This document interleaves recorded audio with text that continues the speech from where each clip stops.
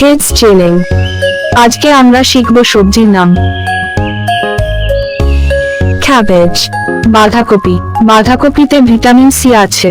এতে গ্লুটামাইন এবং amino acid রয়েছে যার দহন নিবারক গুণাবলী আছে।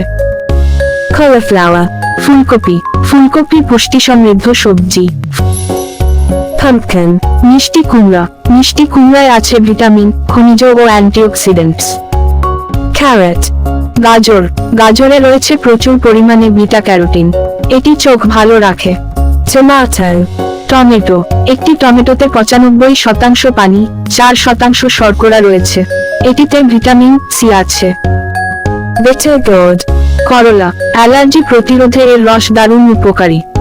রাডিশ, মূলা। মূলাতে ভিটামিন সি রয়েছে। কোড, লাউ। লাউয়ে রয়েছে ক্যালসিয়াম ও phosphorus. Hope you like the video. Subscribe for more videos.